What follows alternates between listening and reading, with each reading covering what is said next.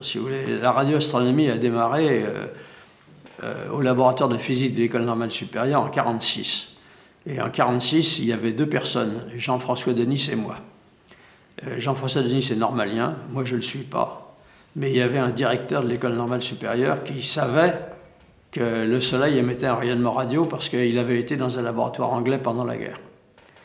Et là, les Anglais l'avaient détecté par leur radar. Et quand il a été nommé directeur de l'École normale supérieure, il a convoqué les quelques individus qui se baladaient dans les couloirs sans rien faire ou à peu près, et entre autres Denis et moi, et l'un après l'autre, séparément, il nous a dit « vous devriez faire de la radioastronomie ». On n'avait jamais entendu parler de ça, on ne savait pas ce que c'était. Il nous a donné un article qu'il avait fait, et on s'est lancé là-dedans, suivant nos tempéraments. Alors Denis s'est lancé là-dedans tout de suite en étudiant la physique des plasmas, parce que les plasmas qui sont formés d'atomes positifs et d'électrons sont des milieux particulièrement importants au point de vue astrophysique radio surtout. Denis s'est lancé dans la physique de ce genre de choses et moi je me suis lancé dans la technique de fabriquer des récepteurs. Or à l'époque, la France avait 5 ans de retard dans l'électronique puisque pendant l'occupation on n'a pas développé d'électronique en France. Donc il a fallu tout apprendre à partir de zéro. Et bon, il s'est trouvé que moi j'ai été envoyé en mission en Angleterre, j'ai acheté les premiers bouquins qu'on ait eus sur les récepteurs radio modernes des radars américains ou anglais. Bon, à ce moment-là, on a démarré. Bloom est venu se joindre à ce groupe-là qui avait été dans les forces françaises libres et dans l'armée française en Italie. Il avait déjà une certaine connaissance de la radio. Il était beaucoup meilleur en électronique que moi. Et puis on a développé petit à petit des moyens d'observation. Alors, les premiers moyens d'observation ont été des radars allemands que les Américains avaient saisis en Allemagne et qu'ils avaient donnés à l'armée française, et puis des équipements américains. Et avec ça, on a commencé à essayer de faire des observations. Alors les unes ont été faites sur ondes centimétriques avec des miroirs de projecteurs américains. Et puis ensuite, quand on a eu les miroirs allemands de 7,50 m de diamètre, on a pu faire des observations sur ondes décimétriques. Et puis on s'est lancé à faire des antennes sur ondes métriques aussi. Alors on a commencé par faire ça sur le toit du laboratoire de physique d'École normale supérieure. Mais quand il s'est agi par exemple de mettre un miroir Würzburg qui pesait avec son équipement en dessous et son monture environ 25 tonnes, on n'a pas pu mettre ça sur le toit de l'École normale supérieure. Alors Rocard nous a proposé de l'installer dans une station de recherche de la marine qui était à Marcoussis, à côté de Paris. Et là, on a monté un premier Würzburg, un deuxième Würzburg, et puis on a fait des études sur toute une série de choses. Bon, et puis dans les années, on a aussi observé une éclipse. Alors là, on a été observer une éclipse, c'était en 1951. C'était une éclipse qui était visible du centre de l'Afrique, sur le Niger. On a été observer ça avec un équipement d'origine américaine, un miroir de projecteur de 1,50 m de diamètre fonctionnant sur 3 cm, et un radar américain adapté pour faire des observations radio-astronomiques, bon, c'était un radar américain. Bon, alors on a fait des observations là-bas, l'observation d'une éclipse, et sur 3 cm et sur ondes métriques. On a surtout obtenu des résultats nouveaux sur ondes métriques, plus que sur centimétriques. Et comme ces résultats étaient relativement importants, on a décidé d'envoyer un membre de l'équipe en Australie pour le présenter dans un congrès international. Bon, alors moi j'ai été le membre qui a été envoyé en Australie. Et là, j'ai découvert les équipements dont disposaient les Australiens, les Anglais et les Américains. C'est-à-dire qu'ils avaient développé ce qu'on appelle des interféromètres. C'est-à-dire des ensembles d'antennes discrètes qu'on met sur une ligne, et puis on les connecte de façon intelligente et on a à peu près l'équivalent d'une antenne qui fait la longueur totale. Bon, alors la longueur est une chose extrêmement importante parce que la dimension angulaire des détails les plus petits qu'on peut voir, qu'on peut étudier avec une antenne, et dépend des dimensions de l'antenne comptées en longueur d'onde. Et si on veut par exemple résoudre l'équivalent de l'œil, c'est-à-dire en gros quelques minutes d'arc, il faut en gros 1 millier de longueur d'onde. Si vous travaillez sur ondes centimétriques, ça veut dire 1 millier de centimètres, c'est-à-dire quelques centaines de mètres. Si vous voulez travailler sur ondes métriques, des ondes de l'ordre d'1 mètre par exemple, eh bien, il faut 1 kilomètre de long. Par conséquent, il était clair que si on voulait garder notre qualité en observation sur ondes métriques, il nous fallait une antenne d'1 kilomètre ou 2 kilomètres de long. Bon, alors quand je suis rentré d'Australie, j'ai été immédiatement voir mon directeur, le professeur Yves Rocard. J'ai dit, monsieur, si nous voulons garder notre force et notre suprématie dans une large mesure sur onde métrique, il nous faut un grand terrain. Il m'a répondu comme ça. Il m'a dit, monsieur Steinberg, c'est très simple, faites-moi un budget, j'essaierai de trouver l'argent. Bon, alors, on n'avait pas la moindre idée de ce que pouvait coûter le terrain, on n'avait pas la moindre idée de ce que pourrait coûter des bâtiments, ni ce que pourrait coûter l'installation électrique indispensable, etc., etc. Donc, on s'est mis tout le groupe tel qu'il était, on a commencé à réfléchir. On est arrivé à la conclusion qu'il nous fallait un terrain d'en gros 2 mètres de côté, de 2 km de long et 2 km de nord-sud aussi, et que il faudrait un budget de l'ordre de 25 millions de francs de l'époque, qui était une somme énorme. Enfin, je ne peux pas vous dire tellement comment ça se fera en euros, mais c'était l'équivalent d'en gros 200 millions de francs de l'époque où on est passé à l'euro. Bon, alors, on a eu contact avec des journalistes, et ces journalistes, ils ont compris qu'on cherchait un grand terrain plat. Ils ont fait un article dans ce journal, je ne me souviens plus lequel d'ailleurs, et du coup, on a reçu des dizaines et des dizaines de propositions.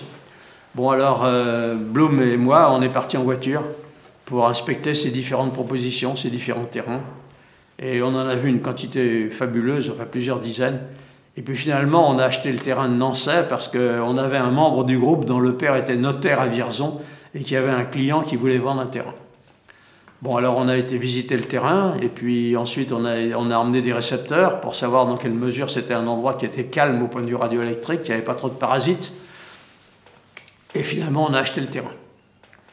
Bon, alors le propriétaire du terrain voulait une somme que je ne mentionnerai pas. Mais n'importe comment, quand on veut acheter un terrain et qu'on fait partie d'un organisme d'État, il faut faire appel aux domaines. Donc les domaines sont venus négocier avec le propriétaire et finalement on a acheté le terrain 10 fois moins qu'il n'en voulait. Le terrain, c'est le terrain de Nancy, il fait en gros 2 km est-ouest et à peu près 2 km nord-sud, il fait 150 hectares. Bon, alors sur ces terrains énormes, on a commencé à monter des instruments et la première chose qu'on voulait monter, c'était un interféromètre à base variable. Parce que si on est capable de déplacer 2 antennes et les mettre à différentes distances, eh bien, en faisant ça plusieurs fois à différentes distances et en faisant l'observation de la source un certain nombre de fois avec des distances variables, on réalise l'équivalent d'une antenne qui fait la longueur totale. Bon, ça s'appelle l'interféromètre à base variable.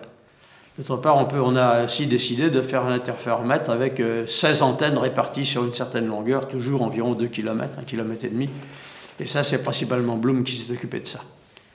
Bon, alors, il a fallu réaliser une voie ferrée pour porter, en fait, des Würzburg, des rades-miroirs de 7,50 m, qu'on les avait montés en équatorial, de telle façon qu'ils suivent avec une seule rotation, ils suivent le ciel, une source dans le ciel, une seule rotation. Évidemment, on n'avait pas la moindre idée comment on allait construire une voie ferrée. Alors, j'ai été à la gare d'Austerlitz et je me suis promené dans les couloirs de la gare d'Austerlitz en cherchant un ingénieur qui voudrait bien, qui connaissait les voies ferrées et qui pourrait nous aider à faire ça.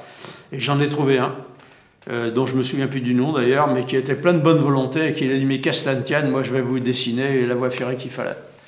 Alors il a dessiné une voie ferrée de 6 mètres de base, montée sur des traverses, et on a trouvé une entreprise pour monter ce genre de choses. Et on a réalisé un interféromètre à base variable avec 2 Würzburg montés en équatorial. De son côté, Blum réalisait un ensemble de 16 antennes de, je crois, c'était 3 mètres de diamètre, ou peut-être même plus, pour réaliser un interféromètre fixe, enfin un réseau, ce qu'on appelait un réseau d'antennes. Bon, ben voilà comment ça s'est monté. Alors, on a aussi amené des miroirs, des équipements fonctionnant sur 3 cm. Il y en avait un qui était fixe, et puis l'autre qu'on a aussi monté sur la voie ferrée, de telle façon qu'on fasse un interféromètre à base variable fonctionnant sur 3 cm, pour avoir des résolutions variables et essayer d'analyser des sources étroites. Et puis ensuite de ça, eh bien, les Américains, plutôt les Hollandais ont découvert la raie 21 cm pendant la guerre, par théorie. C'est-à-dire c'est une raie qui est émise par l'atome d'hydrogène. Et par conséquent, en étudiant la raie, on peut avoir des informations sur l'état de l'atome d'hydrogène, c'est en particulier sa température, son mouvement, et puis le milieu ambiant. Par conséquent, d'autre part, l'hydrogène est l'élément le plus répandu dans l'univers. Par conséquent, il doit y avoir des émissions sur la raie de l'hydrogène à l'échelle de l'ensemble de l'univers connaissable. Bon, alors, l'ensemble du laboratoire, qui à ce moment-là comprenait 15 ou 20 personnes, eh bien, a décidé qu'il fallait se lancer dans l'étude de la raie 21 cm. Bon, alors il y avait deux méthodes pour étudier l'arrêt 20 cm. Il y avait une méthode qui consistait à essayer de bâtir un miroir de grande dimension pour étudier l'arrêt 21 cm. Et puis l'autre méthode consistait à réaliser un interféromètre à base variable. Voilà, pour faire ça, il fallait des antennes de 25 mètres pour chacune. On n'a pas trouvé aucune entreprise française pour construire les antennes de 25 mètres de diamètre. Mais on aurait pu les construire en France avec les plans hollandais. Mais évidemment, ça la foutait mal vis-à-vis du ministère. Le ministère n'envisageait pas qu'on se contente de copier un miroir étranger. Par conséquent, petit à petit, on a été obligé de renoncer à ça. Et un jour, Denis est arrivé dans son bureau où j'étais. Et il achetait sur son bureau un document qui était en fait une photocopie d'un article américain écrit par un monsieur Krauss. Et là, Krauss décrivait un miroir du genre de ce qui a été construit à Nancy. C'est-à-dire un miroir fixe et un miroir mobile en face. Bon, alors le miroir mobile est destiné à recevoir de l'énergie qui vient du ciel, bien entendu, et il le réfléchit à l'horizontale sur le miroir fixe qui, lui, focalise ce genre de choses et le concentre dans une région limitée. Et à cet endroit-là, on met un récepteur il faut aussi un miroir à cet endroit-là. Et le miroir, le récepteur et le miroir focal, il va se déplacer de telle façon à suivre la source quand elle se déplace dû au mouvement de la Terre. Bon, c'est comme ça qu'on a décidé de construire le grand télescope de Nancy. Bon, alors, on a cherché une entreprise pour construire le grand radiotélescope de Nancy. On en a trouvé une seule, qui s'appelle la Société française d'entreprise. Et on a envisagé avec eux des miroirs de différentes dimensions, jusqu'à ce que ça tienne dans le budget que Denis avait obtenu de l'Éducation nationale pour construire ce miroir. Bon, alors, je ne me souviens plus du budget qu'on a obtenu, mais il a fallu faire tenir les dimensions de l'engin de telle façon que ça rentre dans le budget.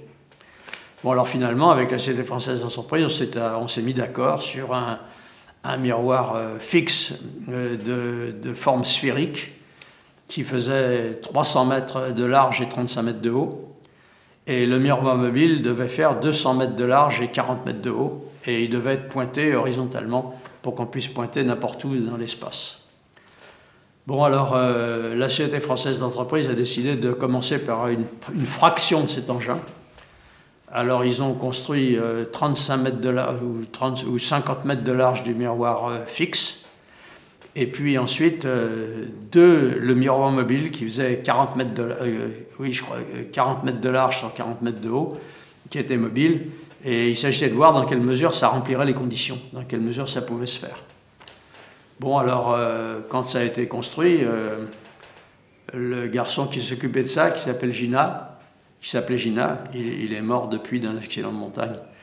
Gina s'est mis d'accord avec l'Institut géographique national pour mesurer les caractéristiques de ces deux surfaces. Et étant donné qu'on voulait travailler sur 21 cm et qu'ensuite de ça, on a eu des tas de raisons de travailler sur des longueurs d'encore plus courtes, on avait imposé que la surface soit précise à un demi-centimètre près, plus ou moins un demi-centimètre, et que les miroirs mobiles soient pointés à une demi-minute d'arc. Parce que quand le miroir mobile est pointé d'une demi-minute d'arc, comme il y a réflexion dessus, la direction qu'on étudie est connue à 1 minute d'arc seulement. Donc il fallait que le miroir mobile soit pointé à une demi-minute d'arc. Bon, bien, les gens de la Française d'entreprise ont réalisé une surface qui tenait la précision de surface qu'on demandait, même 2 fois mieux qu'on demandait, mais ils n'ont pas été capables de le pointer à la précision demandée. Bon, ça veut dire que c'était d'excellents charpentiers, mais ce n'étaient pas des bons mécaniciens. Bon, alors ils ont mis au point un système de pointage, et le système de pointage était déficient d'un facteur 10 ou 20. C'est-à-dire qu'au lieu de pointer à la minute d'arc ou à demi-minute d'arc, ils pointaient à 10 ou 20 minutes d'arc. Alors, on a commencé à discuter avec eux, et puis ils étaient incapables de pointer ce truc proprement, donc il a fallu que les chercheurs prennent l'affaire en main. Je dois vous rappeler une chose qui est extrêmement importante, c'est quand on a monté toutes ces affaires-là, depuis le toit de l'École normale supérieure jusqu'à Marcoussis et jusqu'à Nancy, nous n'avions qu'un seul ingénieur, qui s'appelle Marcel Parise. C'était un ingénieur de haute qualité, mais il était tout seul. Donc, pour pointer le miroir mobile du grand radiotélescope, ce sont les chercheurs qui ont fait le travail. Bon, alors j'ai monté une équipe dans laquelle il y avait une dame qui s'appelle Yvette Avignon, et puis il y avait Michel Gina, et puis il y avait moi. Et on a monté cette opération-là. Bon, alors, je peux vous expliquer comment on y est arrivé, mais j'ai peur que ce soit quand même très technique. Mais en tout cas, on est arrivé à pointer le mur mobile à demi-minute près. Et quand on y est arrivé, du coup, on a donné le OK à la Société française d'entreprise pour élargir le truc jusqu'à 200 mètres de large, c'est-à-dire 10 miroirs. Et ces 10 miroirs ont été pointés ensemble à la précision qu'on a demandé. Bon, bah, tout ça nous a amené en 1965. Et en 1965, pour différentes raisons, j'ai quitté la radioastronomie Sol. Et j'ai donc quitté de travailler à Nancy. Et il y a d'autres collègues qui ont développé des récepteurs de plus en plus perfectionnés en utilisant les techniques de plus en plus modernes et avec lesquelles ils ont fait toutes les observations qui ont été faites depuis. Mais quant à moi, je suis sorti de l'image.